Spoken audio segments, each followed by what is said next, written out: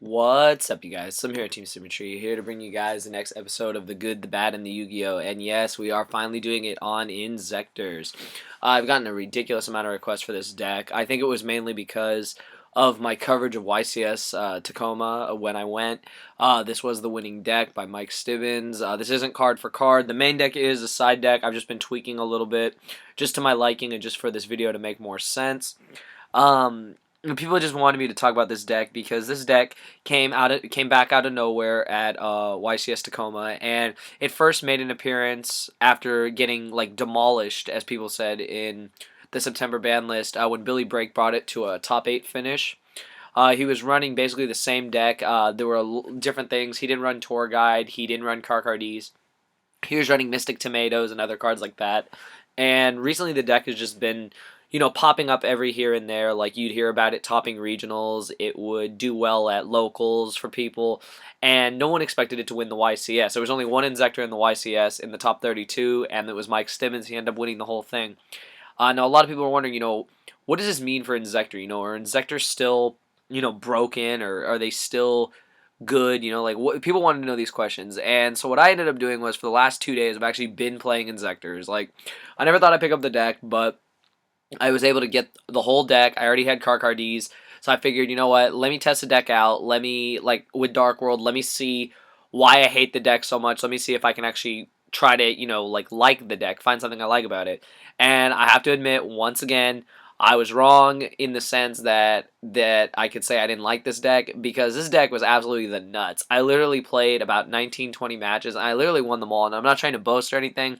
I played against really random decks. I played against Chaos Dragons, Chaos. I played against Lightsworn. I played against like lower tier decks just to get the feel of the deck. But I just wanted to see, how powerful is the deck? What does it do? I didn't know anything about Inzektors. All I knew back when the format was young, I was running Rescue Rabbit, so I just knew that I could beat the deck with Jurek Guaiba, with Lagia, Dolka, back rows, etc. Like, the deck was really simple to stop. Effect Veiler, Fiendish Chain, all that stuff basically shut down the deck. And I discovered that now the deck is really amazing in the sense that you took away the Dragonfly, you put it to 1, you put the Hornet to 1, and yet the deck is still doing amazing because they're not relying on the Hornet immediately to win the game. I've noticed a lot of my combos come from Centipede and from Ladybug.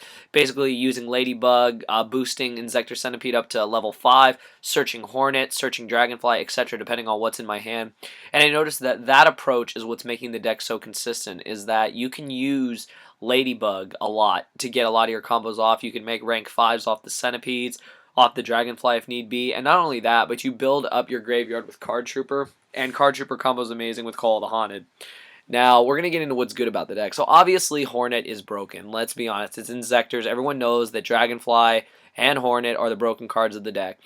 Dragonfly special summoning Centipede, Centipede searching out Sword, etc., all using Hornet to clear the field. Absolutely ridiculous. That's one thing.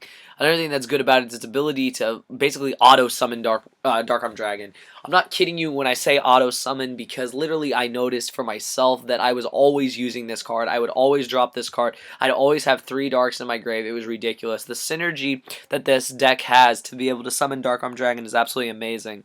I cannot believe that it's that simple. Like, I didn't think it would be. I would think, I'm going to mill too much with Trooper. I'm not going to mill enough. But sure enough, the cards fell into place. Plus, you manipulate your graveyard when you bring the Inzektors out to equip. So it really does set up 3 Darks quite easily. Cards I actually really liked in the deck were Carcardi, because a lot of people don't like Carcardi, but it combos well with the most broken card in the deck, Threatening Roar, which I'll talk about later. But I like the ability of getting a +1 from Carcardi and just setting up my options. I feel that if I could open Foolish Burial and Foolish Burial, the Ladybug or the Hornet, depending on my hand, and then setting up with Centipede. Or if I didn't have that play, I could open Carcardi, set some back row, and just, get my combos started, get some advantage started. And I noticed that that's what made the deck really good.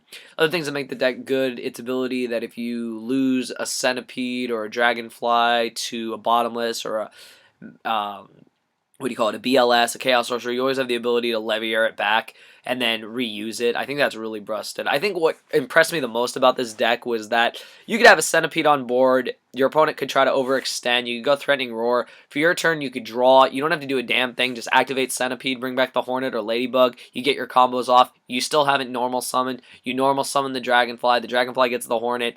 The Hornet shoots off. You get another Centipede. Like, it was just overwhelming for me. Now, I know a lot of people are going to be like, that's what Inzektors do, Slim, duh. And, for me, never playing the deck, like, never playing with it and actually researching it, I never knew, like, how good the deck was. So I am giving the deck its kudos in that.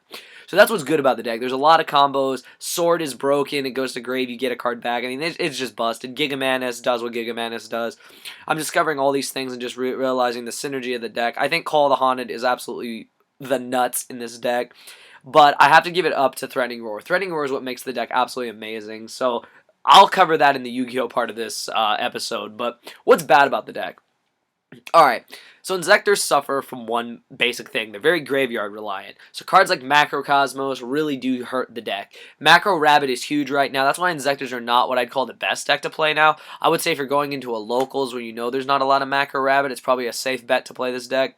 However, I still will argue that with 3 MSTs and a heavy, you can pretty much get around Macrocosmos if you don't overextend. I noticed that you only overextend when you have game with this deck, so that could be one thing.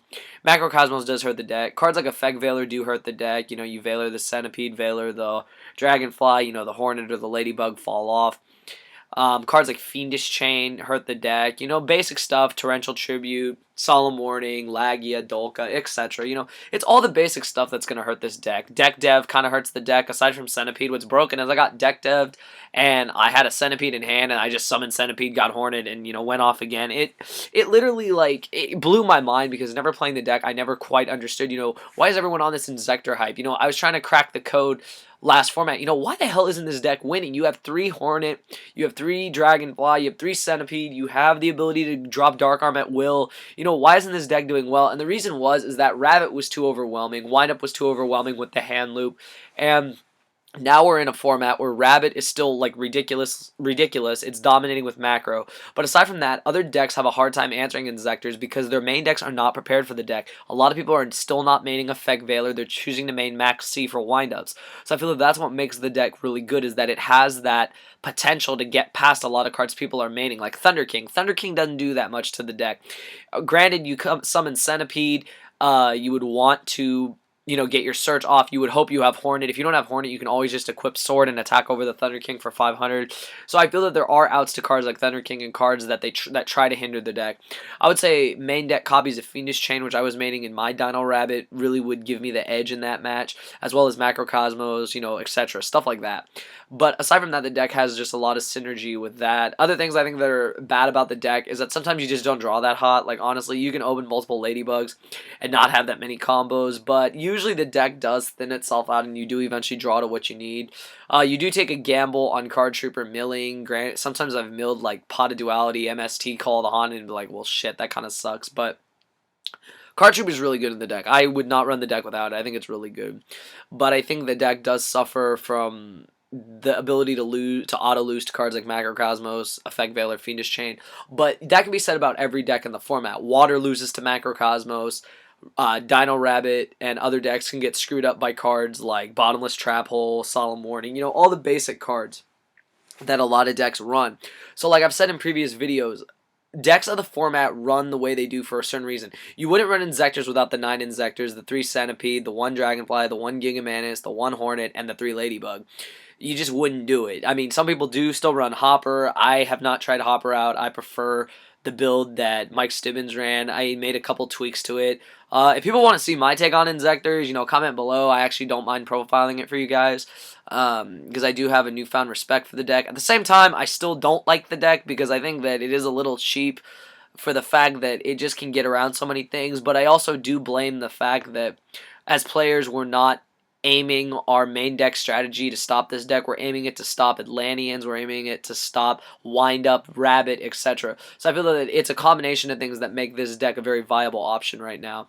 And I guess the Yu-Gi-Oh part of the deck, I'm going to focus on only one card. Threatening Frickin' Roar is the nuts, literally. This card just says, I win. And I knew everyone was talking about it during Mike's feature match in the final. I knew that this was going to be the card he was going to talk about, and, sure enough, during the interview, we said, this had to be your MVP. Shook his head, said, absolutely. This card is ridiculous. You summon your Centipede, you do your combos, you sep this, you end your turn, your opponent tries to overextend, you flip T-Roar. They have to stop. You draw for your turn. You don't even have to summon, and you go off again. Like, it's just, it's mind-boggling that a lot of people hadn't thought of this before. I had a lot of friends who did, but a lot of people were just not putting this into implementation in the deck, and I feel that that's what just made the deck, like, just shoot through the roof in consistency, is that Threatening Roar just is the nuts. Threatening Roar, Call of the Haunted are the nuts in this deck. Solemn Warning Dragonfly, Solemn Warning Centipede, oh, flip Call of the Haunted, must be nice, Things like that make the deck absolutely ridiculous, and I think that that is why the deck is still playable. And like I said, I as a player have a newfound respect for the deck. I still don't care for the deck 100%, but I'm going to give every deck this format its kudos. Like, I can't stand Atlanteans. Like, I hate playing against them. I feel that some of the matches are just kind of unfair sometimes. Sometimes it's just open too broken, but at the same time, it's like any deck of the format. You can open ridiculous. There is a big luck factor involved, and like it needs to be realized that every deck is viable this format, including Inzektors, and that you cannot rule any deck out until you've played against it or played with it yourself, like I have finally with the bugs. So anyways, comment below with your thoughts. Do you guys like Inzektors? I know a lot of you don't like Inzektors. Comment below if you don't like Inzektors. Like, I understand. I was one of those people. I hated the deck. But at the same time, I realized that until you test a deck, until you play it in real life, until you play against people for real, until you see why the deck is still good, you cannot judge a deck based on just, how it performs, its price tag, etc. Because I don't think Inzektors are that expensive. I think Inzektors are very cheap right now, aside from Car D, which is just an optional card. But I think the deck has a lot of synergy, a lot of potential, and I feel that even though Shadow Mirror, Macro, I forgot to mention Shadow Mirror, but cards like that shut down the deck. 3 MST, Royal Decree, Heavy Storm, they answer all those cards. So, like I've said before in many videos, there's always an answer to the card that answers your deck, I guess is the best way for me to say. That is, if you're going to side Macrocosmos, I just got to have the MST. If you're going to side Shadow Mirror, I got to have the MST or the Decree. It's very simple, and I feel that that's the way that decks need to be this format, is that your side deck has to answer the cards that your opponent sides in against you, and that if you do that, you will be successful. So anyways, comment below with your thoughts, thumbs up this video, 150, 200 plus likes. I hope I got the deck for the majority right. I just wanted to really give it its kudos, and at the same time, bash it a little, because, it is Inzektors, and I mean, that's how people are, but there's no reason to hate on any deck. You may lose to it, but you can always beat the deck. I feel that every deck this format has a chance of doing well, or just totally sucking ass, because sometimes you'll just draw garbage. Like, every deck will draw garbage, every deck will draw the nuts, and it just depends on, can you play out of those bad hands? Can you play the mirror match? Can you do all these things? I've noticed all these things these last couple of weeks after returning from Tacoma, that these are the things that really make a YCS champion. These are the things that make you a better player, and these are the things that are teaching me by picking up new decks like this and giving them a chance. So comment below with your thoughts all about Inzektors. Once again, if you do want to see my Inzektor deck profile, comment below. Hit me up on Facebook about it. Thumbs up this video. If we get over 200 likes, I will profile the deck just to give my ideas, maybe just to get some help, and just to, give me another option for the format. So anyways, comment below. I hope you guys enjoyed this video, and let me know what you guys want the next episode to be on, because I've kind of just decided to just leave it up to you guys. I think you guys wanted GBs. I will be building a GB deck on here pretty soon, so hopefully that'll be the next episode. If not that, Gravekeepers or something interesting for the format. So let me know what your guys' thoughts below, and that's all I got to say, guys. Thank you for watching.